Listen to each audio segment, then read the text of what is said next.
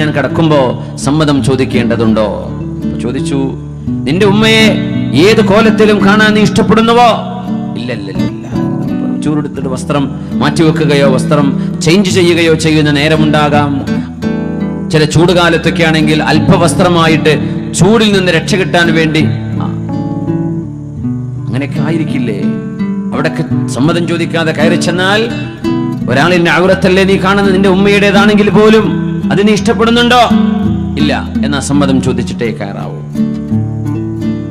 മഹാനായ അബ്ദുല്ലാഹി ഇബ്നു മസ്ഊദ് റളിയല്ലാഹു തആല സ്വർഗവാസികളിൽപ്പെട്ട 10 അശ്റത്തുൽ മുബശ്ശരീങ്ങളിൽപ്പെട്ട സ്വർഗം കൊണ്ട് സന്തോഷ വാർത്ത അറിയിക്കപ്പെട്ട 10 പേരിലുണ്ട് മഹാനായ തുൽഹത്ത് ഇബ്നു ഉബൈദില്ലാഹി റളിയല്ലാഹു തആല അൻ സഅദിൻ സഈദിൻ സുബൈറിൻ തുൽഹത്തിൻ തുൽഹ വഅബി ഉബൈദത്തിൻ വബിൻ ഔഫിൻ ആശിരിൽ കറമി. നമ്മുടെ ബാക്ക് വേഴ്സ് തുൽഹ റളിയല്ലാഹു തആല മഹാനവറുകൾ വീട്ടിലേക്ക് കയറി ചെല്ലുമ്പോ തുൽഹ റളിയല്ലാഹു അൻഹുവിന്റെ മകൻ മൂസ എന്ന് പറയുന്ന മകൻ, മൂസ ഇബ്നു തുൽഹത്ത് ഇബ്നു ഉബൈദില്ലാഹ്, മൂസ എന്ന മകൻ പിതാവിന്റെ കൂടെ റൂമിലേക്ക് ധൃതി പിടിച്ച് ഉമ്മയുടെ അരികത്തേക്ക് വരുമ്പോ പ്രായപൂർത്തിയായ പക്വതയുള്ള മകൻ, 15 വയസ്സ് കഴിഞ്ഞ മകൻ തുൽഹ റളിയല്ലാഹു അൻഹു തന്റെ മകനെ തടഞ്ഞു നിർത്തുകയും നെഞ്ചിൽ കൈവച്ചുകൊണ്ട് ചോദിക്കുകയും ചെയ്തു, അല്ല മൂസ, ഞാൻ ചെല്ലുന്നത് എന്റെ ഭാര്യയുടെ അരികത്തേക്കാ, നിന്റെ ഉമ്മ, നീ നിന്റെ ഉമ്മയുടെ അരികത്തേക്ക് വരുമ്പോ നീ സമ്മതം ചോദിക്കണ്ടയോ എന്ന് ചോദിച്ചു. നമ്മളൊന്നും തീരെ ചിന്തിക്കാത്ത ഒരു വിഷയമായിരിക്കാം ഇത്. വീടുകളിൽ താത്താന്റെ റൂമിലേക്കും ജ്യേഷ്ഠന്റെ റൂമിലേക്കും കല്യാണം കഴിഞ്ഞവരും കഴിയാത്തവരും പ്രായപൂർത്തിയായവരും ഇല്ലാത്തവരും ഒക്കെ താമസിക്കുന്ന വീടുകളിൽ അതെന്റെ പെങ്ങളല്ലേ, എന്റെ ഉമ്മയല്ലേ, എന്റെ ആങ്ങളല്ലേ, അവനൊക്കെ ശരിയാണ്, ഒന്ന് വാതിൽക്കൽ മുട്ടണം, വരട്ടെ, തുറന്നോട്ടെ എന്ന് ചോദിച്ചിട്ടേ കടക്കാൻ പാടുള്ളൂ. ചെറിയ കുട്ടികൾക്ക് എക്സ്ക്യൂസ് ഉണ്ട്. കുട്ടികൾ മുതിർന്നാൽ വലിയവരെ പോലെയാണ്, സമ്മതം ചോദിച്ചിട്ടേ കടക്കാവൂ. ഇങ്ങനെ ഒരു നിയമം വിശുദ്ധ ഖുർആനിലുണ്ട്. അതാണ് വാതിൽ തുറക്കും മുമ്പേ എന്ന ഒരു വിഷയം നമ്മൾ തിരഞ്ഞെടുക്കാൻ കാരണം. ആദ്യമായി ഖുർആൻ പറയുന്നത് ഹത്താ തസ്തഇനിസു, നിങ്ങൾ അങ്ങോട്ട് ചെല്ലുന്നത് അവർക്കിഷ്ടമാണ് എന്ന് സ്വാഭാവികമായ ഒരു തോന്നൽ നിങ്ങൾക്ക് വരണം. ചില ആളുകൾ വരുന്നത് അവർക്ക് ഇഷ്ടമേ അല്ല. ആ ആളുകളാണെങ്കിലോ അത് മനസ്സിലാക്കാതെ അവിടെ തന്നെ വന്നിരിക്കും ചെയ്യും, രാവിലെ മുതൽ വൈകുന്നേരം വരെ. ഒന്ന് എണീറ്റ് പൊയ്ക്കോളൂ എന്ന് പറയാൻ അവർക്ക് ആഗ്രഹമുണ്ട്, പറഞ്ഞാൽ അത് പിണക്കമാവും. ഒരു മനുഷ്യനൊരു കോമൺ സെൻസ് വേണമെന്നാണ് സ്വാഭാവികമായും. ഞാൻ ആ വീട്ടിലേക്ക് ചെല്ലുന്നത് അവർക്ക് ഇഷ്ടമാണോ എങ്കിലേ സമ്മതം ചോദിച്ചുകൊണ്ടേ അങ്ങോട്ട് കയറാവൂ എന്ന് റസൂലുള്ളാഹി സ്വല്ലല്ലാഹു അലൈഹി വസല്ലം. ഒരു കല്യാണത്തിന് ക്ഷണമുണ്ടായി, അതിനെക്കുറിച്ചല്ല. ഒരു റെസ്റ്റോറന്റിലേക്ക് അടക്കുക, അതിനെക്കുറിച്ചല്ല. ഒരു ഹോട്ടലിലേക്ക് റൂം ബുക്ക് ചെയ്യുകയും ചെയ്യും, അതൊന്നുമല്ല വിഷയം. താമസമുള്ള വീടുകളിലേക്ക് ചെല്ലുമ്പോ അവരോട് സമ്മതം ചോദിക്കണം. അങ്ങോട്ട് ചെല്ലുന്നവർക്ക് ഇഷ്ടമാണെന്ന് സ്വാഭാവികമായൊരു തോന്നൽ വേണം. ആരും ആരെയും ബോറടിപ്പിക്കാൻ പാടില്ല എന്നാണ് അതിന്റെ ഇന്ന് പറയുന്ന ഭാഷയിൽ അതാണ് അതിന്റെ അർത്ഥം. വെറുതെ ഇരുന്ന് ബോറടിപ്പിക്കാം, ഉണ്ടല്ലോ, ഇരുന്ന് മടുപ്പിക്കാം. ഒന്നാമത്തെ നിയമം ഹത്താ തസ്തഇനിസു, നിങ്ങളങ്ങോട്ട് വരുന്നത് അവർക്ക് ഇഷ്ടമാണ് എന്ന് നിങ്ങൾക്ക് ബോധ്യമാവണം. രണ്ടാമത്തേത് വതുസല്ലിമു, നിങ്ങൾ വീട്ടുകാരോട് സലാം പറയണം, അസ്സലാമു അലൈക്കും എന്ന് പറയണം. സല്ലല്ലാഹു അലൈഹി വസല്ലം തങ്ങൾ പറയുമായിരുന്നു, കൊച്ചുമക്കളോട്, മക്കളെ നിങ്ങൾ അസ്സലാമു അലൈക്കും എന്ന് പറഞ്ഞിട്ടേ വീട്ടുകാരിലേക്ക് കയറി ചെല്ലാവൂ. മുആദ് ഇബ്നു ജബൽ റളിയല്ലാഹു അൻഹുവിനോട് അല്ലാഹുവിന്റെ റസൂൽ പറഞ്ഞിട്ടുണ്ട്, മുആദേ സല്ലിം അലാ അഹ്ലിക തകുല്ലുഹും ബറക, മുആദേ നിങ്ങൾ വീട്ടുകാരോട് അസ്സലാമു അലൈക്കും എന്ന് പറയണം. അത് വീട്ടുകാർക്ക് ബറക്കത്താണ്, സന്തോഷമാണ്, അല്ലാഹുവിന്റെ അനുഗ്രഹത്തിന് കാരണമാണ്. നമ്മൾ വീട്ടിലേക്ക് ചെല്ലുമ്പോ അസ്സലാമു അലൈക്കും എന്ന് പറയാറുണ്ടോ? പുറത്തുനിന്ന് പോയി വരികയാണ്, കല്യാണം കഴിഞ്ഞിട്ട് വരികയാണ്, സ്കൂളിൽ നിന്ന് മക്കള് സ്കൂൾ വിട്ട് വരികയാണ്, മദ്രസ വിട്ട് വരികയാണ്, ദർസ് കോളേജ് കഴിഞ്ഞ് വരികയാണ്, മക്കള് വീട്ടുകാരോട് അസ്സലാമു അലൈക്കും എന്ന് പറയാറുണ്ടോ?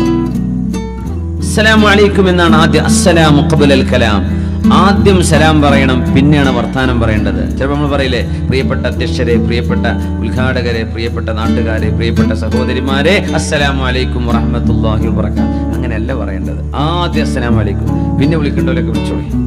ആദ്യം സലാം പറയണം, അസ്സലാമു അലൈക്കും വറഹ്മത്തുള്ളാഹി, പിന്നെ അധ്യക്ഷരെ, നാട്ടുകാരെ, കൂട്ടുകാരെ, ഇതൊക്കെ പറയാം. ആദ്യം പറയേണ്ടത് സലാമാണ്. ഒരു വീട്ടിലേക്ക് ചെല്ലുമ്പോഴും അത് തന്നെയാണ് നിയമം. ഹബീബായ നബി തങ്ങൾ മദീനയിൽ കയറി വന്ന ഉടനെ മദീനക്കാരോട് ഉപദേശിച്ച ആദ്യത്തെ ഉപദേശത്തിൽ കാണാൻ കഴിയുമത്, യാ അയ്യുഹന്നാസ്, അല്ലയോ ജനങ്ങളെ, അഫ്ശുസ്സലാം, നിങ്ങൾ സലാം പ്രചരിപ്പിക്കണമേ, അത്ഇമുത്ത്വാം, നിങ്ങൾ ഭക്ഷണം കൊടുക്കണമേ, സുലുൽ അർഹാം, കുടുംബ ബന്ധങ്ങൾ ചേർത്തേണമേ, സല്ലൂ ബില്ലൈലി വന്നാസു നിയാം, ജനങ്ങളെല്ലാം കിടന്നുറങ്ങുമ്പോൾ നിങ്ങൾ അല്ലാഹുവിന് വേണ്ടി എഴുന്നേറ്റ് നിസ്കരിക്കണമേ. മദീനയിൽ വന്ന ഉടനെ നബി തങ്ങൾ പറഞ്ഞ ഹിജ്റ കഴിഞ്ഞ് വന്ന ആദ്യത്തെ ഹദീസാണിത്. അബ്ദുല്ലാഹി ഇബ്നു സലാം റളിയല്ലാഹു അൻഹു റിപ്പോർട്ട് ചെയ്യുന്നത്, തദ്ഖുലുൽ ജന്നത ബിസലാം, എന്നാൽ നിങ്ങൾക്ക് സുരക്ഷിതമായി സ്വർഗ്ഗത്തിലേക്ക് എത്താൻ കഴിയും. സലാം പ്രചരിപ്പിക്കണേ. ഇപ്പൊ കല്യാണത്തിനൊക്കെ പോയ മിണ്ടാണ്ട് വരിക, മിണ്ടാണ്ട് ഇറങ്ങി പോവുക, സലാം, ഒരു ചിരി, ഒരു വർത്തമാനം, ഒരു ഷെയ്ഖ് ഹാൻഡ്, അത്രേ ഉള്ളൂ. അസ്സലാമു അലൈക്കും എന്ന് പറയും. മുസ്ലിമാണോ മുഅ്മിനാണോ, അസ്സലാമു അലൈക്കും എന്ന് പറയും. അലാ മൻ അറഫ്ത വമൻ ലം തഅരിഫ്, നിങ്ങൾക്കറിയുന്നവരോ അറിയാത്തവരോ ആകട്ടെ, അത് ഒരു പെണ്ണാണിനോടോ ആണ് പെണ്ണിനോടോ അല്ല, അവർ മഹ്റമുകൾ തമ്മിലേ പാടുള്ളൂ. പക്ഷെ പുരുഷന്മാരോട്, പെണ്ണുങ്ങൾ തമ്മിൽ അസ്സലാമു അലൈക്കും വറഹ്മത്തുള്ളാഹ്. അസ്സലാമു അലൈക്കും എന്ന് പറഞ്ഞാൽ 10 കൂലിയാണ്. അസ്സലാമു അലൈക്കും വറഹ്മത്തുള്ളാഹ് 20 കൂലിയാണ്. അസ്സലാമു അലൈക്കും വറഹ്മത്തുള്ളാഹി വബറകാതുഹു 30 കൂലിയാണ്. വെറുതെ നഷ്ടപ്പെടുത്താൻ. സലാം പറഞ്ഞാൽ മുസാഫഹത്ത് ചെയ്യണം. സാധിക്കുമെങ്കിൽ മുസ്ലിമീങ്ങളായ ആളുകൾ അഭിസംബോധന ചെയ്യുകയും കൈകൾ പിടിച്ച് മുസാഫഹത്ത് ചെയ്യുകയും ചെയ്താൽ തനാസറത്തു ദുനൂബുഹുമാ, അവരുടെ തെറ്റുകൾ വൃക്ഷത്തിന്റെ ഇലകൾ പൊഴിയുന്ന പോലെ അവരുടെ കൈകൾ രണ്ടുപേരും അകറ്റുന്നതോടുകൂടെ രണ്ടുപേരുടെയും ചെറുദോഷങ്ങൾ അല്ലാഹു മാഫ് ചെയ്തു കൊടുക്കുമെന്ന് നബിയുനാ റസൂലുള്ളാഹി സ്വല്ലല്ലാഹു അലൈഹി വസല്ലം. വളരെ നിസ്സാരമായി നമുക്ക് ചെയ്യാൻ പറ്റുന്നത് വലിയ പ്രതിഫലം. കൊച്ചുമക്കളോട് നമ്മളത് പഠിപ്പിക്കണം. ആദ്യം സലാം, ഫോൺ എടുത്താൽ ആദ്യം അസ്സലാമു അലൈക്കും എന്ന് പറയാം. ഹലോ, ആളുണ്ടോ ഇല്ലേ എന്നൊക്കെ ശരിയാ, ഹലോ എന്ന് പറയാം, കുഴപ്പമൊന്നുമില്ല. ആള് വർത്തമാനം തുടങ്ങാൻ അസ്സലാമു അലൈക്കും വറഹ്മത്തുള്ളാഹി, സലാം പറയാം, എന്നിട്ടേ വർത്തമാനം തുടങ്ങാൻ പാടും. വീട്ടിലേക്ക് ചെല്ലുമ്പോ വാതിൽ തള്ളി തുറന്ന് നേരെ അടുക്കളയിലേക്ക് കയറി ചെല്ലുന്ന മഹാന്മാരൊക്കെ കാണാൻ പറ്റും. വീട്ടിലേക്ക് കയറാൻ സമ്മതം കിട്ടിയിട്ടില്ല, അപ്പോഴേക്കും ആള്, ഞാൻ ഇവിടുത്തെ സ്വന്തം ആളല്ലേ, ഞാൻ ഇവിടെ എപ്പോഴും നടക്കുന്ന ആളല്ലേ, ഞാൻ എപ്പോഴും കയറി വരുന്ന വീടല്ലേ, ഇതെന്റെ സുഹൃത്തിന്റെ വീടല്ലേ, അങ്ങനെയൊക്കെ ആയിരിക്കാം. പക്ഷെ ഇന്നു മുതൽ സലാം പറഞ്ഞ് ബെല്ലടിക്കലാണ് ഇന്നത്തെ സമ്മതം ചോദിക്കൽ. പരപരാടിക്കരുത്, ഒരടി അടിക്കുക, വെയിറ്റ് ചെയ്യുക. കുറെ നേരം, ഒരു ഏകദേശം ഒരു 2-3 മിനിറ്റ് വീട്ടുകാർ അടുക്കളയിലോ ബാത്റൂമിലോ ഉള്ളവരൊക്കെ ഒന്ന് പുറത്തിറങ്ങാൻ അല്ലെ സമ്മതം തരണമെങ്കിൽ ആള് വരണ്ടേ, അകത്ത് നിന്ന് വെയിറ്റ് ചെയ്യുക, ഒരു ഏകദേശം റീസണബിൾ ടൈം. അത് കഴിഞ്ഞതിന് ശേഷം രണ്ടാമതും ഒരു ബെല്ലടിക്കാം, കുറച്ചു നേരം വെയിറ്റ് ചെയ്യണം. മൂന്നാമതും ഒരു ബെല്ലടിച്ചു, ഒരൽപ്പനേരം വെയിറ്റ് ചെയ്തു. ആരും വാതിൽ തുറന്നു തരുന്നില്ലെങ്കിൽ പിന്നെ ഇവിടെ ആരുമില്ലേ എന്നും ചോദിച്ച് അയൽവക്കക്കാരെ, നാട്ടുകാരെ കേൾക്കുന്ന ശബ്ദത്തിൽ ഉറക്കെ വിളിച്ച് ബഹളം ഉണ്ടാക്കി നിൽക്കേണ്ട, ഫർജിഉ, തിരിച്ചു പോരണം. പിന്നെ അടുക്കള വാതിലൂടെ പോയി നോക്കുക, ബെഡ്റൂമിന്റെ വാതിലും തുറന്നു നോക്കുക, ആരെങ്കിലും ഉണ്ടോ, ബാത്റൂമിന്റെ അടുത്തൊന്ന് പോയി നോക്കി. ഇതൊന്നും മുസ്ലിമായ ഒരു മനുഷ്യൻ ചെയ്താൽ വലിയ കുറ്റമാണ് അവനുണ്ടാവുക. അവിടെ ചെല്ലുന്നത് ഒരു പക്ഷേ സുന്നത്തായിരിക്കാം, കൂലിയായിരിക്കാം, പക്ഷെ തിരിച്ചു പോരുമ്പോ വലിയ പാപങ്ങളുമായിട്ടാണ് തിരിച്ചു പോരുന്നത്. ഇതൊക്കെ ശറഅന്റെ നിയമമാണ്. നിസ്കരിക്കണം, നോമ്പൊൽക്കണം എന്ന് മാത്രമല്ല, അള്ളാഹുവിന്റെ ദീനിൽ ഇതൊക്കെ നിയമങ്ങളാണ്. അത് മാത്രമല്ല, സലാം പറഞ്ഞു നമ്മൾ അകത്തേക്ക് കയറുമ്പോ റസൂലുള്ളാഹി സ്വല്ലല്ലാഹു അലൈഹി വസല്ലം തങ്ങൾ പറഞ്ഞു, നിങ്ങളാരും ഒരു വാതിൽ തുറന്നു തരാൻ നിൽക്കുമ്പോൾ അതിന്റെ നേർ മുമ്പിൽ നിൽക്കരുത്. നേരെ മുമ്പിൽ ഡോറ് തുറക്കുന്നതോടുകൂടെ ഇയാളെ കാണാം, വാതിലിന്റെ മുമ്പിൽ വലിയൊരു മനുഷ്യനെ വെയിറ്റ് ചെയ്ത് നിൽക്കുകയാണ്. അങ്ങനെയല്ല, ബെല്ലടിച്ചു, നിങ്ങൾ ഒളിച്ചിരിക്കേണ്ട, പക്ഷേ വാതിലിന്റെ നേർ മുമ്പിൽ നിൽക്കാതെ വലത്തോട്ടോ ഇടത്തോട്ടോ മാറി നിൽക്കണം എന്ന് റസൂലുള്ളാഹി സ്വല്ലല്ലാഹു അലൈഹി വസല്ലം. എന്തേ കാരണം എന്നറിയോ? ആ വാതിൽ തുറന്നു തരുന്നത് നിങ്ങൾക്ക് കാണാൻ പാടില്ലാത്ത ഒരു സ്ത്രീയോ മഹറമല്ലാത്ത ഒരാളോ ആണെങ്കിൽ അത് കാണാനുള്ള ഇടപെടരുത്, അതിന്റെ അവസരമുണ്ടാകരുത്. തിരിച്ചിങ്ങോട്ടും അതിന് രണ്ടുപേരും ഒരൽപ്പം വാതിലിന്റെ മുമ്പിൽ നിന്ന്, നേർ മുമ്പിൽ നിന്ന് മാറി നിൽക്കണം എന്ന് റസൂലുള്ളാഹി സ്വല്ലല്ലാഹു അലൈഹി വസല്ലം. ബനൂ ആമിർ കുടുംബത്തിൽപ്പെട്ട ഒരാൾ, ജാഅ റജുലുൻ മിൻ ബനീ ആമിരിൻ അലൻ നബി, അല്ലാഹുവിന്റെ റസൂലിന്റെ അരികത്തേക്ക് വരുന്നു, യസ്തഅദിനു, സമ്മതം ചോദിച്ചുകൊണ്ട്. ഫവഖഫ ബിജാനിബിൽ ബാബ്, വാതിലിന്റെ സൈഡിൽ അയാൾ നിന്നു, പക്ഷേ വലം യുസല്ലിം, അയാൾ സലാം പറഞ്ഞില്ല. അല്ലാഹുവിന്റെ റസൂൽ സ്വല്ലല്ലാഹു അലൈഹി വസല്ലം അവിടുത്തെ വേലക്കാരനോട് പറഞ്ഞു, ഈ ഹദീസ് വളരെ സ്വഹീഹായത് ഇമാം അൽ ബുഖാരി തങ്ങൾ അവരുടെ അദബുൽ മുഫ്രദിൽ കൊണ്ടുവന്ന സ്വഹീഹായ ഹദീസാണിത്. അവിടുത്തെ വേലക്കാരിയോടാണ് പറയുന്നത്, റൗള എന്ന് പറയുന്ന വേലക്കാരി പെണ്ണിനോട്, ഇദ്ഹബി ഫഅല്ലിമീഹി അൽ-ഇസ്തിദാൻ, ബനു ആമിർ കുടുംബത്തിൽ തറവാട്ടിൽ നിന്ന് വരുന്ന ആ മനുഷ്യനോട് എങ്ങനെയാണ് സമ്മതം ചോദിക്കേണ്ടത് എന്ന് റൗള നിങ്ങൾ ചെന്നൊന്ന് പറഞ്ഞു കൊടുക്കിൻ എന്ന് അല്ലാഹുവിന്റെ റസൂൽ പറയുന്നു. ഹബീബായ തങ്ങൾ പറഞ്ഞു കൊടുക്കുന്നു, റൗള അയാളോട് പറയണം, ഖുൽ അസ്സലാമു അലൈക്കും എന്ന് പറയേ, എന്നിട്ട് അദ്ഖുലു, ഞാൻ വന്നോട്ടെ എന്ന് ചോദിക്കാൻ പറയേ. ഇത് നബി തങ്ങൾ പറഞ്ഞു കൊടുക്കുന്നത് ആ മനുഷ്യൻ കേട്ടു പുറത്തു നിന്നിട്ട്. അങ്ങനെ അദ്ദേഹം അപ്പൊ പറഞ്ഞു, അസ്സലാമു അലൈക്കും വറഹ്മത്തുള്ളാഹ്, നബിയേ അദ്ഖുലു, ഞാൻ അങ്ങ് അകത്തോട്ട് വന്നോട്ടെ എന്ന് അല്ലാഹുവിന്റെ റസൂലിനോട് സമ്മതം ചോദിച്ചു. നബി തങ്ങൾ സലാം മടക്കി, നബി തങ്ങൾ സമ്മതം കൊടുക്കുകയും ചെയ്തു. ഹബീബായ നബി തങ്ങൾ പഠിപ്പിക്കുകയായിരുന്നത്. ഒരു ക്ലാസ് റൂമിലേക്ക് അധ്യാപകൻ വരുമ്പോ, അധ്യാപകന്റെ രംഗത്തേക്ക് വിദ്യാർത്ഥികൾ വരുമ്പോ അസ്സലാമു അലൈക്കും എന്ന് പറയാം. ഒരു ഓഫീസിലേക്ക് മുസ്ലിമീങ്ങളായ ആളുകൾ ഇരിക്കുന്നിടത്തേക്ക്, ഒരു റൂമിലേക്ക്, ഒരു കമ്പനിയിലേക്ക്, ഒരു ഷോപ്പിലേക്ക് കയറി ചെല്ലുമ്പോൾ പുരുഷന്മാരോട് അസ്സലാമു അലൈക്കും എന്ന് പറയണം, സലാം പറയണം.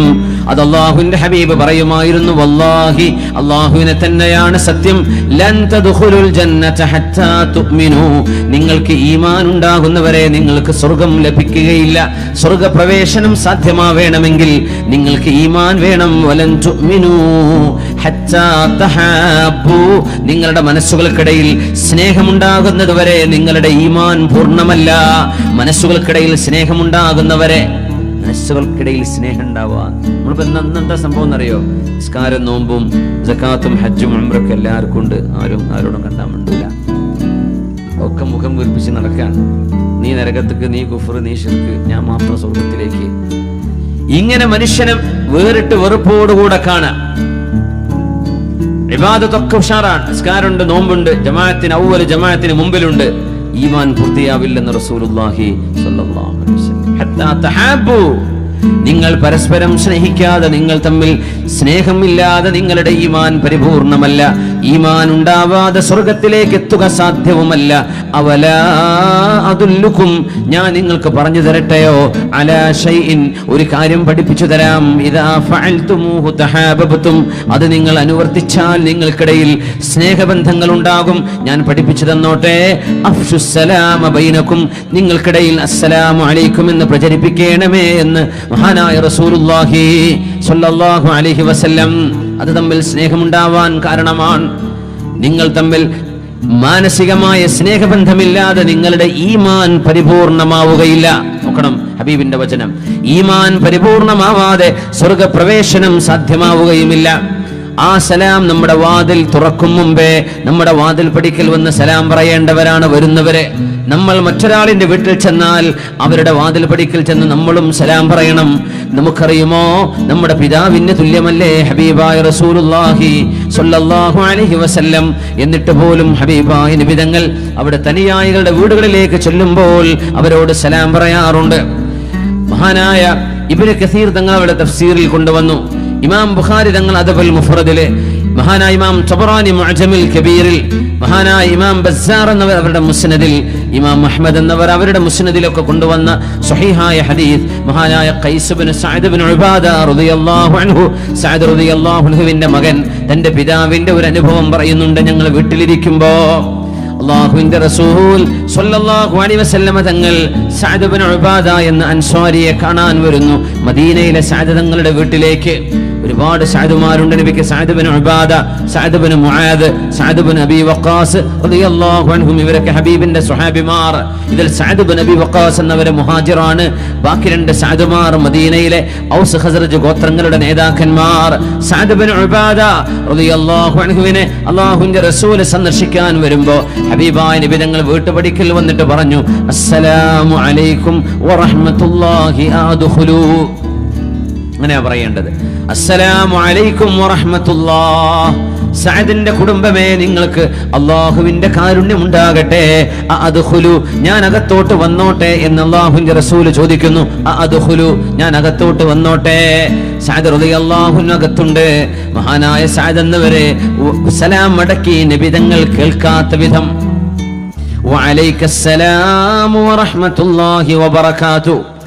സഅദ് എന്നവരും അവരുടെ ഭാര്യയും സഅദ് എന്നവരുടെ മകൻ ഖൈസ് റളിയല്ലാഹു അൻഹു ഇത് കേട്ടു. പക്ഷെ അല്ലാഹുവിന്റെ റസൂൽ കേൾക്കാതെ മെല്ലെ സലാം മടക്കി. അപ്പൊ മകൻ ചോദിച്ചു, ഉപ്പാ, അല്ലാഹുവിന്റെ റസൂലല്ലയാ വന്നത്, നിങ്ങൾ എന്താണ് ഉറക്ക സലാം മടക്കാത്തത്? മോനെ, ആരാണ് വന്നത് എന്നറിയുന്നത് കൊണ്ടാണ് ഞാൻ ഈ സലാം മടക്കുന്നത്, എന്നാൽ നബി തങ്ങൾ കേൾക്കാത്ത വിധം മടക്കുന്നത്. എന്തുകൊണ്ടെന്നാൽ അല്ലാഹുവിന്റെ റസൂൽ നമുക്ക് വേണ്ടി ദുആ ഇറക്കുകയാണത്. സഅദിന്റെ കുടുംബമേ, നിങ്ങൾക്ക് സമാധാനമുണ്ടാകട്ടെ. നമ്മൾ സലാം കേട്ടില്ലെന്ന് കരുതിയാൽ തങ്ങൾ ഇനിയും പറയും അസ്സലാമു അലൈക്കും. അത് നമുക്കൊരു പ്രാർത്ഥനയാണ്. വീണ്ടും നബി പറയും, അങ്ങനെ അല്ലാഹുവിന്റെ റസൂലിൽ നിന്ന് ഒരുപാട് പ്രാർത്ഥനകൾ ഉണ്ടാകട്ടെ, നമുക്ക് വേണ്ടി ഹബീബ് സലാം നേരുന്നത് വർദ്ധിക്കട്ടെ എന്ന് വിചാരിച്ചിട്ടാണ് മോനെ ഞാൻ ആ സലാം മെല്ലെ മടക്കുന്നത് എന്ന് ഖൈസ് മഹാനായ സഅദ് ഇബ്നു ഉബാദ റളിയല്ലാഹു അൻഹു അല്ലാഹുവിന്റെ റസൂലിന്റെ വിവരം അറിഞ്ഞില്ല. ഹബീബായ നബി തങ്ങൾ കുറച്ചു നേരം കാത്തുനിന്നു. വീണ്ടും സലാം പറഞ്ഞു, അസ്സലാമു അലൈക്കും വറഹ്മത്തുള്ളാഹി അദ്ഖുലു. സഅദിന്റെ വീട്ടുകാരെ, നിങ്ങൾക്ക് അല്ലാഹുവിന്റെ രക്ഷയുണ്ടാകട്ടെ, എനിക്ക് അകത്ത് കടക്കാൻ സമ്മതമുണ്ടോ? ആരായി ചോദിക്കുന്നത്? ലോകത്തിന്റെ ഗുരുവാണ്, അല്ലാഹുവിന്റെ അഫ്ളലുൽ ഖൽഖാണ്, സർവ്വ മനുഷ്യരെക്കാളും ശ്രേഷ്ഠരിൽ ശ്രേഷ്ഠരായ അല്ലാഹുവിന്റെ റസൂൽ പോലും ഈ ചര്യയെ മറികടന്നിട്ടില്ല. മുത്തുനബി തങ്ങൾ സമ്മതം ചോദിച്ചു, സലാം പറഞ്ഞു. സഅദ് എന്നവരെ നബി തങ്ങൾ കേൾക്കാതെ സലാം മടക്കി. വഅലൈക്കുമുസ്സലാം വറഹ്മത്തുള്ളാഹി വബറകാതുഹു. നബി തങ്ങൾ കേട്ടില്ലാതെ തങ്ങൾ മൂന്നാമത്തെ തവണയും ഒരൽപ്പനേരം കാത്തുനിന്ന് അല്ലാഹുവിന്റെ റസൂൽ സ്വല്ലല്ലാഹു അലൈഹി വസല്ലം സലാം പറഞ്ഞു. മൂന്നാമത്തെ തവണയും സഅദ് എന്നവരുടെ മറുപടി കേൾക്കാതെ വന്നപ്പോ ഹബീബായ നബി തങ്ങൾ തിരിച്ചു പോരുകയാണ്. നബി തങ്ങൾ തിരിച്ചു പോന്നു.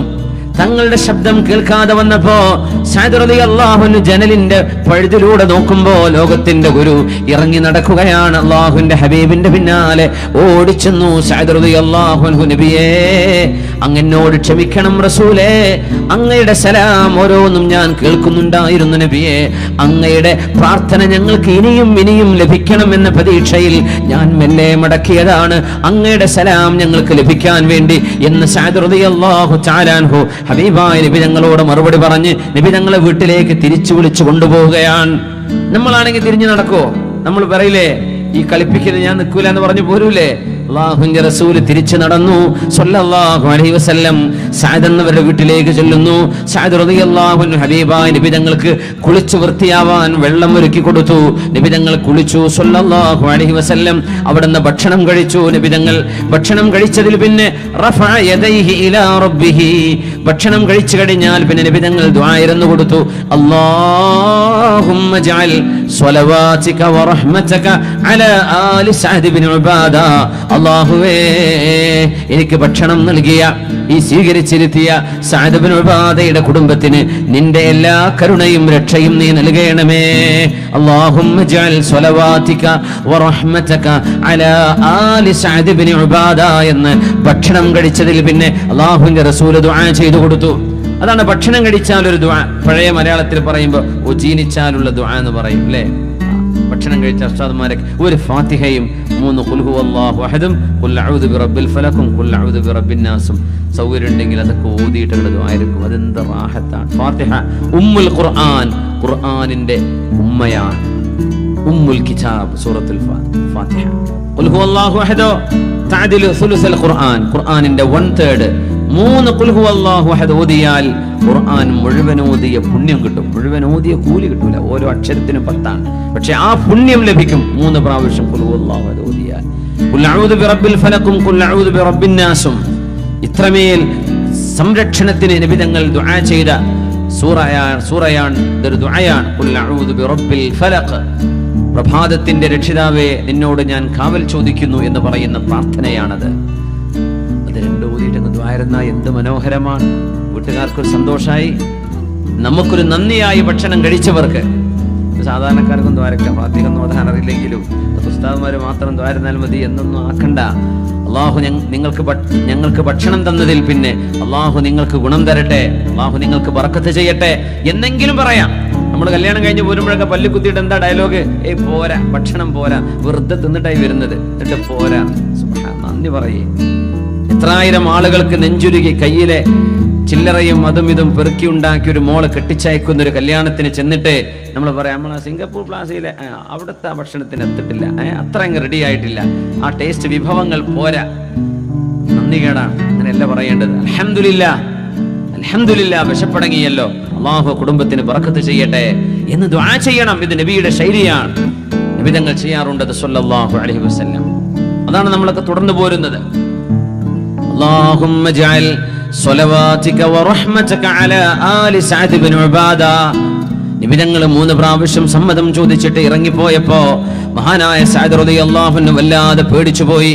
അല്ലാഹുവിന്റെ റസൂൽ പറഞ്ഞു, സഅദേ അൽ ഇസ്തിദാനു സലാസ്, സമ്മതം ചോദിക്കേണ്ടത് 3 തവണയാണ്.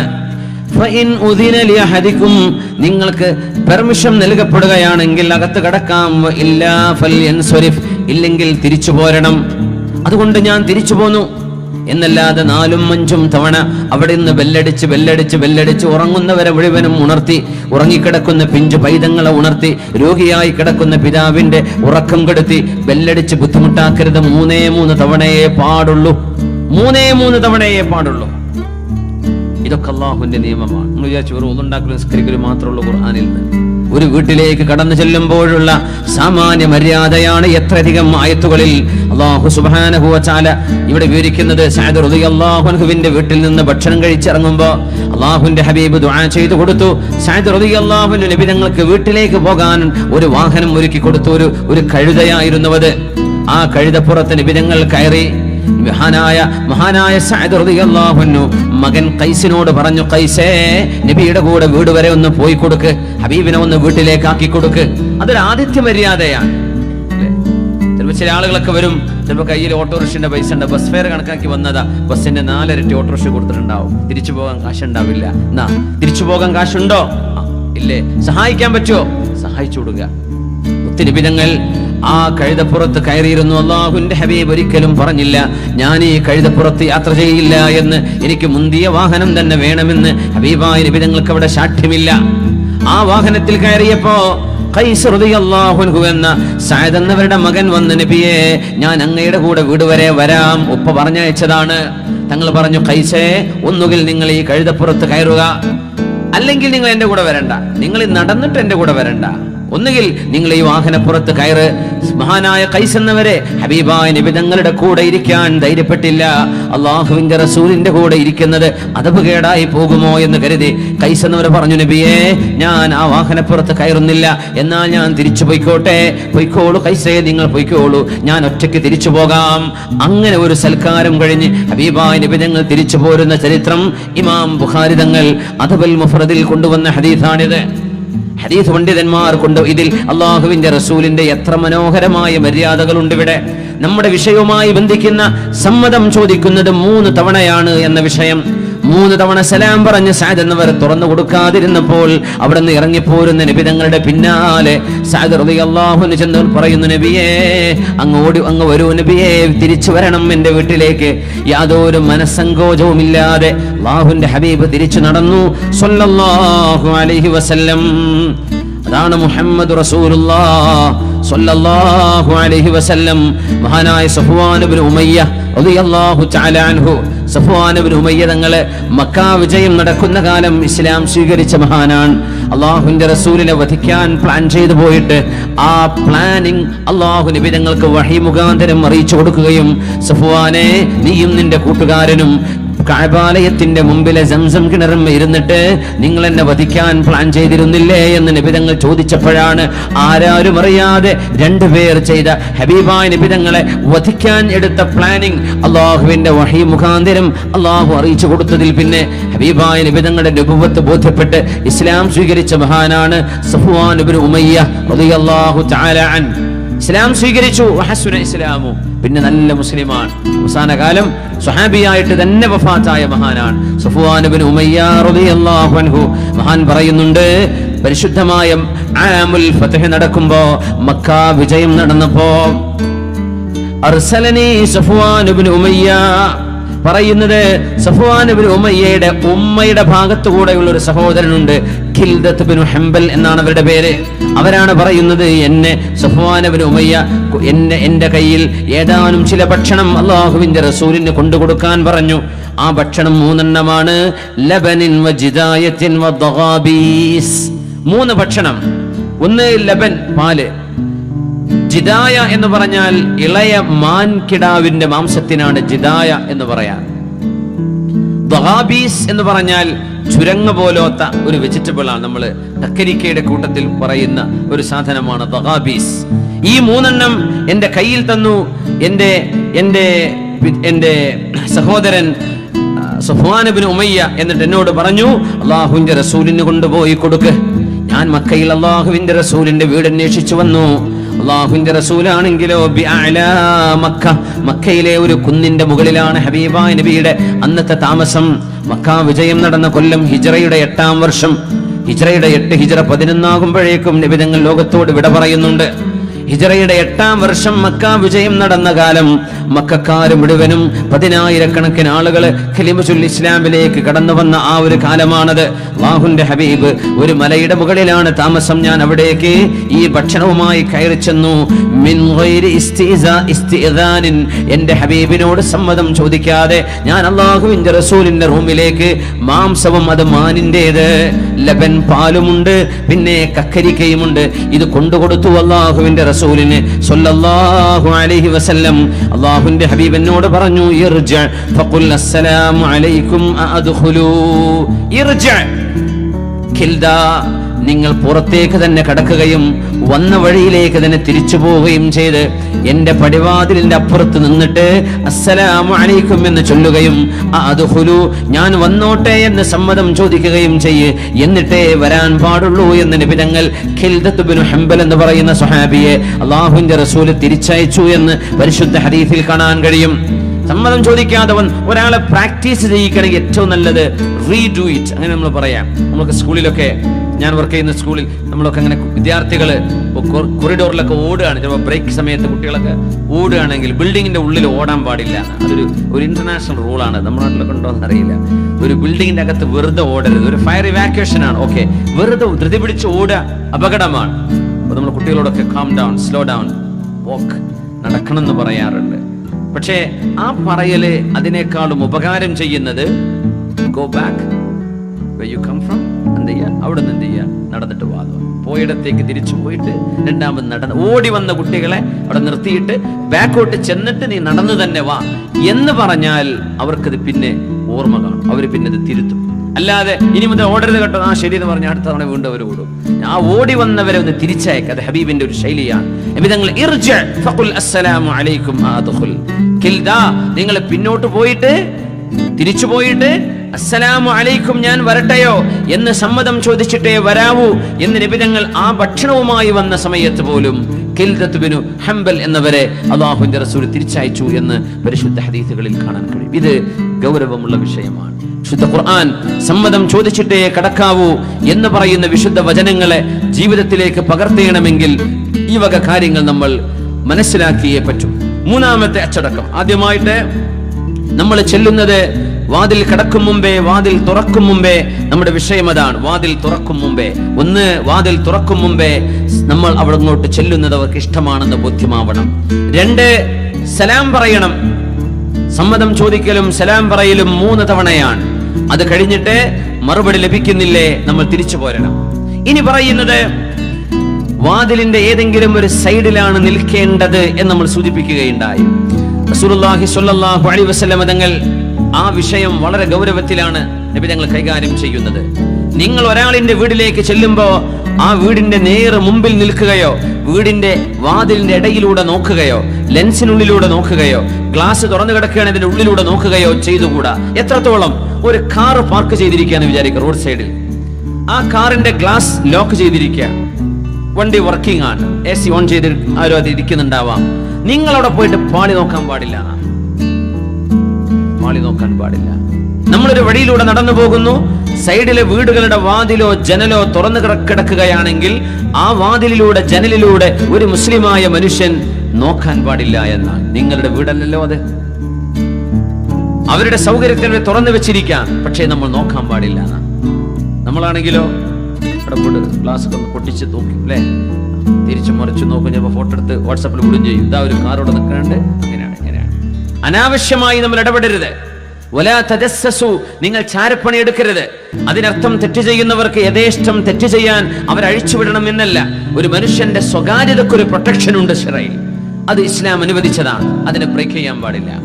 മനുഷ്യന്റെ പ്രൈവസിയെ ബ്രേക്ക് ചെയ്യാൻ പാടില്ല. അല്ലാഹുവിന്റെ റസൂലിന് മുമ്പിൽ നടന്നൊരു സംഭവം നോക്കൂ.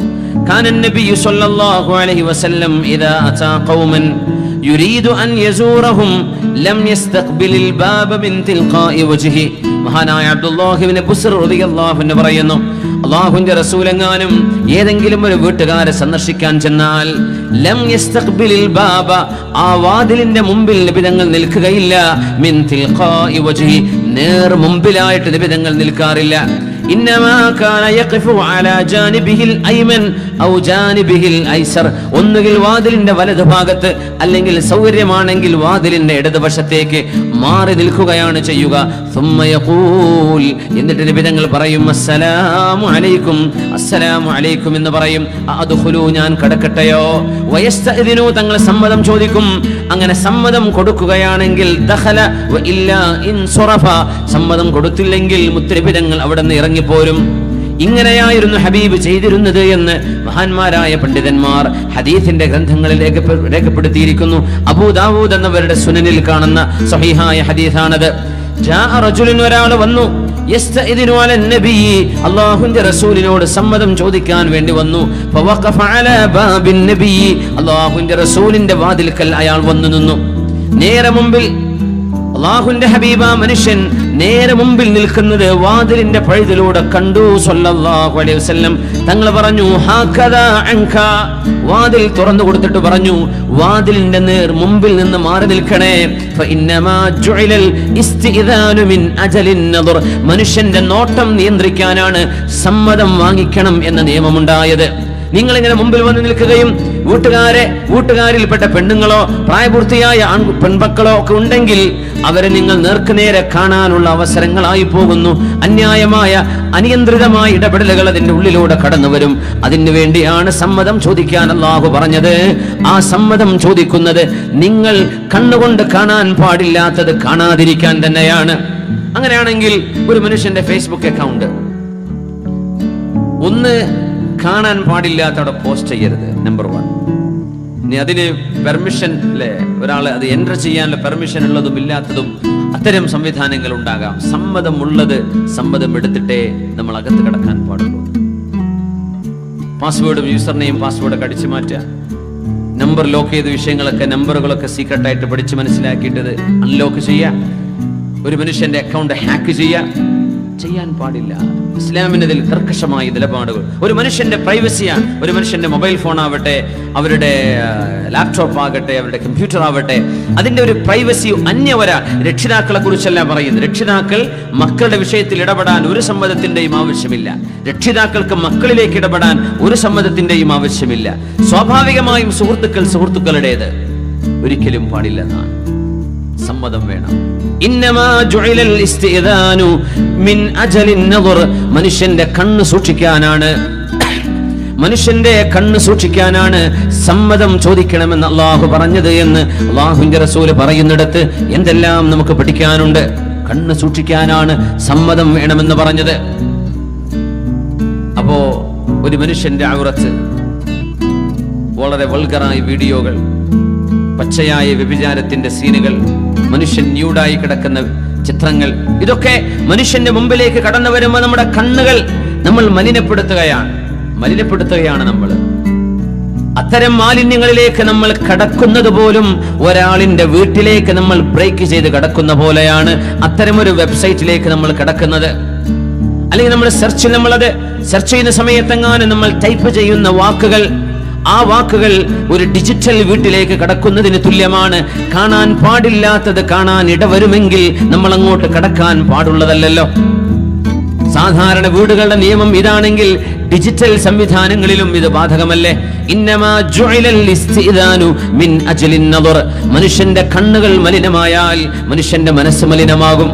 മനുഷ്യന്റെ മനസ്സ് മലിനമായാൽ മനുഷ്യന്റെ അവയവങ്ങളിൽ നിന്ന് അനിഷ്ട സംഭവങ്ങൾ ഉണ്ടായിത്തീരും. അള്ളാഹു കാത്തുരക്ഷിക്കട്ടെ. യാ പ്രവാചകരെ, അള്ളാഹുവിന്റെ റസൂലിനോട് ഖുർആൻ പറയുന്നു, ഖുല്ലിൽ മുഅ്മിനീന യഗ്ളൂ മിൻ അബ്സ്വാരിഹിം വയഹ്ഫളൂ ഫുറൂജഹും. നബിയേ സത്യവിശ്വാസികളോട്, മുഅ്മിനീങ്ങളോട് പറയണം, യഗ്ളൂ മിൻ അബ്സ്വാരിഹിം, അവരുടെ കണ്ണുകൾ ചിമ്മണമെന്ന്. വയഹ്ഫളൂ ഫുറൂജഹും, അവരെ വ്യഭിചരിക്കരുത് എന്നും സത്യവിശ്വാസികളോട് പറയണേ നബിയേ. അതവർക്ക് ഉത്തമമാണ്, അങ്ങനെയാണ് അവർ ചെയ്യേണ്ടത്. വഖുല്ലിൽ മുഅ്മിനാത്ത്, സത്യവിശ്വാസിനികളായ പെണ്ണുങ്ങളോട് പറയണേ, യഗ്ളുദ്ന മിൻ അബ്സ്വാരിഹിന്ന, പെണ്ണുങ്ങളും കാണാൻ പാടില്ലാത്തത് കാണരുത് എന്ന്. വയഹ്ഫദ്ന ഫുറൂജഹുന്ന, അവരവരുടെ ജനനേന്ദ്രിയങ്ങൾ പുരുഷന്മാരെ പോലെ തന്നെ സൂക്ഷിക്കേണ്ടവരാണെന്നും പറയുക നബിയേ. അങ്ങ് പറഞ്ഞാൽ അവർ അനുസരിക്കുമല്ലോ. അതാണ് ഖുൽ, അങ്ങ് പറയുക. യഗ്ളൂ, അങ്ങനെയാണ്. ഖുൽ ഗുല്ലൂ എന്നാ വരേണ്ടത്. കിതാബ് പഠിക്കുന്ന കൊച്ചുമക്കൾക്ക് വേണ്ടി പറയാം. അങ്ങ് പറയണം നബിയെ, ഗുല്ലൂ മിൻ അബ്സ്വാരിഹിം, നിങ്ങൾ ഗുല്ലൂ മിൻ അബ്സ്വാരിക്കും, നിങ്ങളുടെ കണ്ണുകൾ ചിമ്മണം എന്ന് പറയൂ നബിയെ എന്നാണ് ഉദ്ദേശ്യം. പക്ഷെ അല്ലാഹ് പറഞ്ഞത് എന്താ? ഖുൽ, അങ്ങ് പറഞ്ഞാൽ, യഗ്ളൂ, അങ്ങ് ചിമ്മണെന്ന് പറഞ്ഞാൽ അവര് കണ്ണ് ചിമ്മുമല്ലോ, അവരങ്ങയെ അനുസരിക്കുന്നവരാണല്ലോ. പക്ഷെ നമ്മൾ ഈ അനുസരണ കാണിക്കുന്നുണ്ടോ? നമ്മുടെ യുവജനങ്ങൾ, നമ്മുടെ ചെറുപ്പക്കാർ, നമ്മുടെ കുട്ടികൾ, വിദ്യാർത്ഥിനികൾ സ്മാർട്ട് ഫോണുകളും അല്ലാത്തതുമൊക്കെ കൈകളിൽ വന്നതിൽ പിന്നെ മനുഷ്യന്റെ കണ്ണിന്റെ മുമ്പിലേക്ക് വരുന്ന അനാവശ്യങ്ങൾ നമ്മൾ അറിയണേ. സമ്മതമില്ലാതൊരു വീട്ടിലേക്ക് കടക്കാൻ പാടില്ല എന്ന് നിയമമുള്ള ഇസ്ലാം. ഒരു മനുഷ്യന്റെ സ്വകാര്യതയും ഒരു മനുഷ്യന്റെ ശരീരത്തിന്റെ ഭാഗവും കാണാൻ പാടില്ലാത്തത് ഒരാളും കാണാൻ പാടില്ല. അങ്ങനെയല്ലേ ഇസ്ലാമിന്റെ നിയമം? ലാ യൻദുറു റജുലു ഇലാ ഔറത്തി റജുൽ, ഒരു പുരുഷന്റെ ഔറത്തിലേക്ക് നോക്കരുത്, ഒരു പെണ്ണിന്റെ ഔറത്തിലേക്ക് നോക്കരുത്. പിന്നീട് ഒരു പുരുഷന്റെ ഒരു പെണ്ണിന്റേത്, ഒരു പെണ്ണൊരു പുരുഷന്റേതും സെയിം ജെൻഡർ തന്നെ പാടില്ലെന്നാണ്. അത് പാടില്ലെന്ന് ശറഅന്റെ നിയമം അതാണ്. നമ്മുടെ കണ്ണുകൾ മലിനമാവുകയാണ്. നമ്മുടെ വിദ്യാർത്ഥിനികൾ അല്ലാഹു സുബ്ഹാനഹു വ തആല ഹിദായത്തിന്റെ വെളിച്ചവും അല്ലാഹുവിന്റെ സംരക്ഷണവും അവർക്കും നമുക്കും നൽകി അനുഗ്രഹിക്കട്ടെ. വലിയ അപകടമാണ്. മനുഷ്യന്റെ കണ്ണുകളെ സൂക്ഷിക്കാനാണ് സമ്മതം വേണമെന്ന് അള്ളാഹു നിശ്ചയിച്ചത്. അതിൽ പിന്നെ നീ വാതിലിന്റെ മുമ്പിൽ നിൽക്കുകയാണോ? റസൂലുള്ളാഹി സ്വല്ലല്ലാഹു അലൈഹി വസല്ലം തങ്ങൾ ആ ചെറുപ്പക്കാരനെ തിരുത്തി കൊടുക്കുകയായിരുന്നു. ഇനി നോക്കണം, ഇസ്ലാമിന്റെ ഒരു നിയമം നോക്കണം. മനിത്വലഅ ഫീ ബൈതി ഖൗമിൻ ഫഖദ് ഹല്ല ലഹും അൻ യഫ്ഖഹു ഐനൈഹി. ഇമാം ബുഖാരിയും മുസ്ലിമും കൊണ്ടുവന്ന ഹദീസാണിത്. ഇസ്ലാമിന്റെ സംസ്കാരം പഠിപ്പിക്കുകയാണിത്. ഏതൊരു മനുഷ്യന്റെയും വീടിന് സ്വകാര്യതയുണ്ട്, വീടിൽ സ്വസ്ഥത വേണം. ഒരു മനുഷ്യൻ വിശ്രമിക്കുന്ന ഇടമാണത്. നമ്മൾ വഴിയെ വരും, നമ്മള് ഒരാളെ വന്ന് സന്ദർശിക്കുമ്പോ സമയം നോക്കണം. നേരവും കാലവും നോക്കാതെ കയറി വരരുത്. സന്ദർശനത്തിന്റെ സമയം നിബിധങ്ങൾ പഠിപ്പിച്ചൊരു സമയമുണ്ട്. ആ സമയത്തെ ചെല്ലാവുന്ന. നിങ്ങൾ പാണക്കാട് ചെന്ന് നോക്കി, ഹൈദരലി ശിഹാബ് തങ്ങളെയോ പാണക്കാട് തങ്ങന്മാരെയോ, ആ പാവങ്ങൾ രാത്രി പ്രോഗ്രാം കഴിഞ്ഞ് വല്ല കാസർഗോഡെന്നോ ആലപ്പുഴയെന്നോ തിരുവനന്തപുരത്തുനിന്നോ ഒക്കെ എത്തുന്നത് പുലർച്ചെ 2 മണിക്കായിരിക്കും. അപ്പൊ സുബൈക്ക് 5 മണിക്ക് ആൾക്കാർ വന്ന് കിടക്കും. ഞങ്ങൾ കാസർഗോഡ് നിന്ന് വരിക. പാവം തങ്ങൾ 1 മണിക്കൂർ ഉറങ്ങി അല്ലെങ്കിൽ വിശ്രമിച്ച് സുബഹി നിസ്കാരം കഴിഞ്ഞ് മനുഷ്യൻ ക്ഷീണം ഉണ്ടാവില്ലേ? മനുഷ്യനല്ലേ? ഉറങ്ങാൻ നിൽക്കുമ്പോഴേക്കും ആളുകൾ എത്തിയിട്ടുണ്ട് അവിടെ. അവർ ഡീൽ ചെയ്യണം. അവർ കൂട്ട് 8 മണിക്ക് വരും. തങ്ങൾ എണീറ്റുണ്ടാവുമെന്ന് വിചാരിച്ചു. അവർ 10 മണിക്ക് തങ്ങളെല്ലാ വിശ്രമം കഴിഞ്ഞല്ലോ. എവിടെ ഇത് സുബഹി മുതലേ ആരംഭിച്ചിട്ടുണ്ടെന്ന് അവരറിയുന്നില്ല. ഇങ്ങനെ ആളുകൾ പോകുന്നത് രാത്രി 1 മണി 2 മണി നേരത്ത്. ബുദ്ധിമുട്ടാക്കരുത്, നമ്മൾ പ്രയാസപ്പെടുത്തരുത്. പ്രത്യേകിച്ച് ഹൈദരലി ശിഹാബ് തങ്ങളൊക്കെ ശാരീരികമായി വളരെ ക്ഷീണിച്ചു പോയി. വളരെ പെട്ടെന്ന് അള്ളാഹു മഹാനുകൾക്ക് ആഫിയത്തും സലാമത്തും കൊടുക്കട്ടെ. തങ്ങളൊരു ഫൈലി ബിരുദമുള്ള പണ്ഡിതനാണ്. തങ്ങൾ ഫൈലിയാണ്. എത്ര പേർക്ക് അറിയുന്നറിയില്ല. ഹൈദരലി ശിഹാബ് തങ്ങൾ അവറുകൾ നാവിന് പറഞ്ഞാൽ പറഞ്ഞ ഫലമുള്ള മഹാനായ പണക്കാട് പൂക്കോയ തങ്ങളുടെ ആ ഒരു പാരമ്പര്യത്തിന്റെ ആ ഒരു സ്വഭാവ ഗുണം കിട്ടിയ മഹാനുകൂടിയാണ് മഹാനായ ഹൈദരലി ശിഹാബ് തങ്ങൾ അവറുകൾ. അവരൊക്കെ എത്രയാണ് ഈ ഉമ്മത്തിനെ സഹിക്കുന്നത്. ആരോടെങ്കിലും ഒരു മുഖം കറുപ്പിച്ച് ചരിത്രം കേൾക്കാൻ പറ്റുമോ? പണക്കാട് ചെന്നിട്ട് ആരോടെങ്കിലും ദേഷ്യപ്പെട്ട് ഇറങ്ങിപ്പോകുമെന്ന് പറഞ്ഞ് കാണാൻ പറ്റുമോ? ആ ചെന്ന് നിൽക്കുന്നവരങ്ങ് പോരുന്നവരെ അവര് ചിരിച്ചിട്ട് തന്നെ അവിടെ ഇരിക്കും. കണ്ടറിഞ്ഞ് നമ്മൾ ആവശ്യം കഴിഞ്ഞ വേഗം പോരണം. നമ്മളവിടെ സ്വന്തക്കാരാന്നൊക്കെ കാണിക്കാൻ കുറെ സെൽഫി എടുത്തിട്ടും ഫോട്ടോ എടുത്തിട്ടും ഞാൻ ഇവിടുത്തെ സ്വന്തം ആളെ, എനിക്ക് അടുക്കള വരെ പ്രവേശനം ഉണ്ടെന്നൊക്കെ പറഞ്ഞ് ഓരോ ഡയലോഗും എന്നിട്ട് അവിടെ ബുദ്ധിമുട്ടാക്കുക. വീട്ടുകാർക്കും പ്രയാസം, അവിടെ തങ്ങൾക്കും പ്രയാസം, മഹാന്മാർക്കും എത്ര നേതാക്കന്മാർ വലിയ പ്രയാസം സൃഷ്ടിക്കുന്നുണ്ട്. നമ്മൾ കൃത്യമായും ഒരു സന്ദർശന മര്യാദയുണ്ട് ശറഈൽ. സന്ദർശനത്തിന്റെ ശൈലിയുണ്ട്, സമയമുണ്ട്. അത് കൃത്യമായി നമ്മൾ മനസ്സിലാക്കണം. ഏതൊരു വീട്ടിലേക്കും കയറി ചെല്ലുമ്പോൾ ആ വഴിയിലേക്ക് നമ്മൾ ചർച്ചയിൽ വരികയാണ്. പക്ഷേ ഈ പറയുന്ന ഹദീസ് ഇമാം ബുഖാരി മുസ്ലിമും ഉദ്ധരിച്ച ഹദീസ്, ഏതെങ്കിലും ഒരു വീട്ടിലേക്ക്, അത്ഭുതകരമായ ഹദീസാണിത്, മനിത്വലഅ ഫീ ബൈതി ഖൗമിൻ, ഏതെങ്കിലും ഒരു വിഭാഗം, മുസ്ലിമിന്റെ വീടെന്നല്ല, അത് ഹിന്ദുവിന്റെ വീടാവട്ടെ, ക്രിസ്ത്യാനിയുടേതാവട്ടെ, നിരീശ്വരവാദിന്റെ വീടാവട്ടെ, ഒരു വീട്ടിലേക്ക് ആരെങ്കിലും എത്തി നോക്കിയാൽ ഫഖദ് ഹല്ല ലഹും അൻ യഫ്ഖഉ ഐന, അവന്റെ കണ്ണ് ചുഴുതെടുക്കൽ അവർക്ക് ഹലാലാണ് എന്ന് പരിശുദ്ധ റസൂലുള്ളാഹി സ്വല്ലല്ലാഹു അലൈഹി വസല്ലം. ഒരാൾ വീടിന്റെ ഉള്ളിലൂടെ ജനലിലൂടെ നോക്കി കത്തി കൊണ്ടൊരു കുത്തു കൊടുത്തു, അല്ലെ കണ്ണു പൊട്ടിപ്പോയി. ഇസ്ലാമിക കോടതി ആ മനുഷ്യനോട് പ്രതികാരം ചെയ്യാൻ പറയില്ല. എന്തേ? നിന്റെ സ്വകാര്യതയിലേക്ക് അവൻ എത്തി നോക്കിയതാ. ഏതൊരു മനുഷ്യന്റെ വീട്ടിലേക്കും ആരെങ്കിലും എത്തി നോക്കിയാൽ സമ്മതമില്ലാതെ, പഴുതിലൂടെ, വാതിൽ പഴുതിലൂടെ, ജനലിലൂടെ, ഒളിക്യാമറ വെച്ച് ആ മനുഷ്യന്റെ കണ്ണ് പിഴുതെടുക്കാൻ അവർക്ക് അനുവാദമുണ്ട്. ഹല്ലലഹും, അവർക്ക് ഹലാലാണ്. അൻ യഫ്ഖഹു ഐന, അവന്റെ കണ്ണെടുക്കാൻ അവർക്ക് അനുവാദമാണ്. ഹബീബായ തങ്ങൾ മറ്റൊരു ഹദീസിൽ പറഞ്ഞു, വേറെ റിവായത്ത് ഇങ്ങനെയാണ്, ലൗ അന്ന ഇംറഅൻ ഇത്വല അലൈക ബിഗൈരി ഇദ്നിക, നിന്റെ സമ്മതമില്ലാതെ നിന്റെ റൂമിലേക്കോ, നിന്റെ ബെഡ്റൂമിലേക്കോ, നിന്റെ വീട്ടിലേക്കോ ഒരുത്തൻ കണ്ണ് വെച്ച് നോക്കുകയും ഫഹദഫ്തഹു ബിഹസ്വാ, ഒരു ചരൽക്കല്ല് ഉപയോഗിച്ചുകൊണ്ട് നീ കല്ലെടുത്ത് അവന്റെ കണ്ണിലേക്ക് മിടിക്കുകയും ചെയ്തിട്ട് അവന്റെ കണ്ണിന് എന്തെങ്കിലും പറ്റിയാൽ മാ കാന അലൈക ഇസ്മുൻ വലാ ജുനാഹ്, നിനക്കതിൽ കുറ്റമില്ല, അതിൽ ഒരു വിരോധവുമില്ല എന്ന് മഹാനായ റസൂലുള്ളാഹി സ്വല്ലല്ലാഹു അലൈഹി വസല്ലം. ഇതിനർത്ഥം എന്താണെന്നറിയോ? ഒരാളും ഒരാളുടെയും ഔറത്ത് കാണാൻ പാടില്ല. യൂട്യൂബും അതും മറ്റു സൈറ്റുകളും ഒക്കെ കണ്ടിട്ട് വ്യഭിചാരത്തിന്റെ പച്ചയായ സീനുകൾ കൊച്ചുകുട്ടികൾ മുതൽ കണ്ടുവരുന്ന കാലമാണ്. എന്തൊരു വലിയ അപകടമാണ്.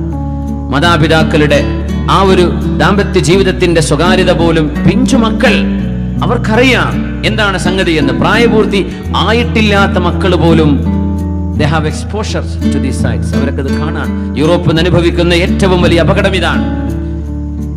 സെൻസർഷിപ്പ് വേണം, അല്ലെങ്കിൽ പാരന്റിംഗ് വേണം, പാരന്റിംഗ് കൺട്രോൾ വേണം, ലോക്കിംഗ് സിസ്റ്റം വേണം, അല്ലെങ്കിൽ ഗവൺമെന്റുകൾ ഇടപെടണം എന്നവർ ഇപ്പൊ വിളിച്ചു പറയാൻ തുടങ്ങി. ലോകത്ത് മുഴുവൻ ഇതുപോലെയുള്ള ആഭാസങ്ങൾ പച്ചയിൽ ജനങ്ങളുടെ മുമ്പിലേക്ക് അഴിച്ചുവിട്ടിട്ട് ഇപ്പൊ ബോധം തെളിയാൻ തുടങ്ങി. ഈ പോക്ക് പോയാൽ കടുത്ത അരാജകത്വത്തിലേക്ക് മനുഷ്യ സമൂഹം തള്ളപ്പെടുകയാണ്. സംസ്കാരമില്ലാത്തവരായി, വെറും ഭോഗശീലന്മാരായി, ശരീരത്തിന്റെ ആഗ്രഹം ശമിപ്പിക്കുക എന്ന ഒരു ഭോഗസുഖം മാത്രം കണ്ണിൽ കണ്ട് കുടുംബ ജീവിതത്തിൽ പോലും ലൈംഗികത മാത്രം കാണുന്ന ഒരു ആഭാസത്തിലേക്ക് നമ്മുടെ സോഷ്യൽ സംവിധാനങ്ങളൊക്കെ മാറിക്കൊണ്ടിരിക്കുകയാണ്. ഇത് വല്ലാത്ത ദുരന്തമാണ്.